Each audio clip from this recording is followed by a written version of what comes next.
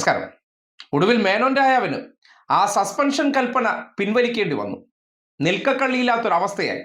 ഒരു social media വിമർശന post share ചെയ്തതിൻ്റെ പേരിലാണ് ആറ്റിങ്ങൽ ബോയ്സ് ഹൈസ്കൂളിലെ പ്രിൻസിപ്പളായിട്ടുള്ള ജാവേദ് സുബൈറിനെ അദ്ദേഹം സർവീസിൽ നിന്ന് വിരമിക്കാനിരിക്കെ ഒരു സസ്പെൻഷൻ അടിച്ചു കൊടുത്ത് പണി കൊടുത്തത്.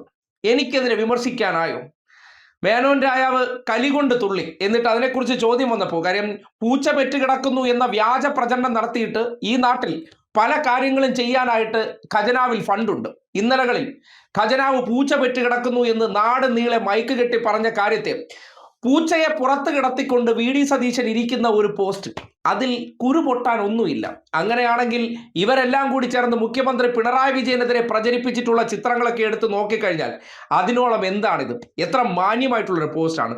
മുഖ്യമന്ത്രി ഒരു പൂച്ചയെ പുറത്തിരുത്തി ഇങ്ങനെ കിടന്നതിന് ശേഷം പൂച്ച പെറ്റ് കിടക്കുന്ന ഖജനാവും VD എന്നാൽ വെറും ഡയലോഗാണെന്ന് മാത്രം വിമർശിച്ചുകൊണ്ട് ഈ അടുത്ത ദിവസങ്ങളിൽ പല കാര്യങ്ങൾക്കും ഫണ്ട് അനുവദിച്ചത് എങ്ങനെ എന്നുള്ള ചോദ്യം കൃത്യമായിട്ട് ഒരു സാമൂഹിക വിമർശനം എന്നുള്ളതിലേക്ക് അധ്യാപകർ ഉന്നയിച്ചു.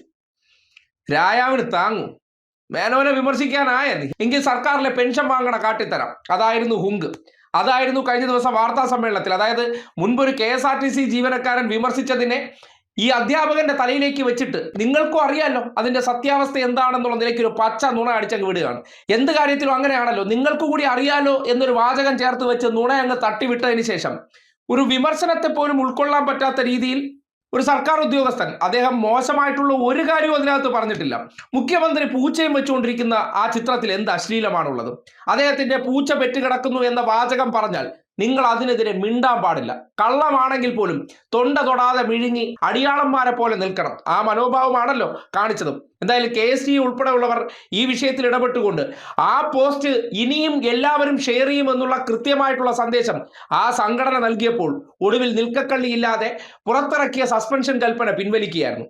ഇങ്ങനെയൊക്കെയാണോ നിങ്ങളുടെ സിമ്പിൾ മുഖ്യമന്ത്രി? ജനങ്ങൾക്കിടയിൽ എന്തിനേറെ പറയുന്നു, രാഹുൽ ഗാന്ധിയായിട്ടൊക്കെ നിൽക്കുമ്പോൾ എല്ലായിടത്തും ഒരു പ്രായമായ സ്ത്രീ കടന്നു വരുന്നുണ്ടല്ലോ, കെട്ടിപ്പിടിക്കുന്നു, ഉമ്മ കൊടുക്കുന്നു.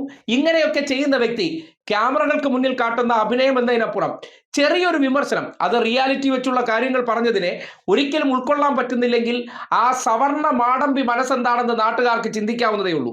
എനിക്കെതിരെ ആരും വിമർശിക്കാൻ പാടില്ല.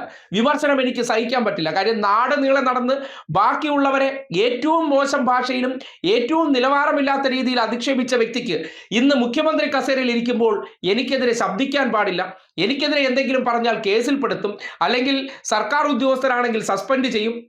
ഞാൻ ഇന്നലകളിൽ പലതും പറയും, അതൊക്കെ കേട്ട് മിണ്ടാതെ വായും പൂട്ടിയിരുന്നോളാം. ഇതാണ് ഒരു ജനാധിപത്യ രാജ്യത്തിൽ അഭിപ്രായ സ്വാതന്ത്ര്യത്തിനൊക്കെ വേണ്ടി ഡയലോഗ് അടിക്കുന്ന ആൾ. ഇന്നലകളിൽ മുഖ്യമന്ത്രി പിണറായി വിജയനെ കുറിച്ച് നിങ്ങൾ ആര്, രാജാവോ എന്ന് ചോദിച്ചതിന് ശേഷം ആരാണ് യഥാർത്ഥ രാജാവിൻ്റെ പ്രവർത്തനം നടത്തുന്നതും ആ പ്രവൃത്തിയെക്കുറിച്ച് റിയലായിട്ടുള്ള ചോദ്യങ്ങൾ വരുമ്പോൾ പച്ച കള്ളം പറഞ്ഞ് അതിൽ നിന്ന് ഒഴിഞ്ഞു മാറി പോകുന്നതും ആരാണ്? ഇതാണ് ഒരു മുഖ്യമന്ത്രി ചെയ്യേണ്ട പ്രവർത്തനം.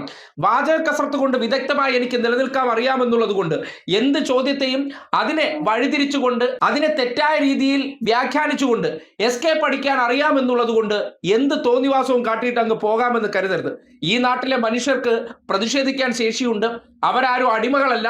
എനിക്ക് ചില മൗദൂദി പിന്തുണകളുണ്ട്, അവരുടെ സൈബർ ഇടങ്ങളുണ്ട് എന്നെ പ്രൊട്ടക്ട് ചെയ്യാനെന്നൊക്കെ വിചാരിച്ചാൽ അതൊക്കെ ഇത്രയും കാലം ഓക്കെ ആയിരുന്നു. ഇനി ഒരു കസേരയിൽ ഇരിക്കുമ്പോൾ ഒരു മുഖ്യമന്ത്രി എന്നുള്ള നിലയ്ക്ക് മാന്യമായിട്ടുള്ള ഇടപെടലുകൾ ഉണ്ടായില്ലെങ്കിൽ ഇതുപോലെ സമൂഹത്തിൽ നിന്ന് വിമർശനം വരും. വിമർശനം വരുമ്പോൾ 2 ദിവസം ഡയലോഗ് അടിച്ചു നിൽക്കാം, 3-ാമത്തെ ദിവസം കൽപ്പനയും പിൻവലിച്ച് ഇതുപോലെ നാണം കെട്ട് ഓടേണ്ട അവസ്ഥ വരുമെന്നുള്ളതാണ് യാഥാർത്ഥ്യം.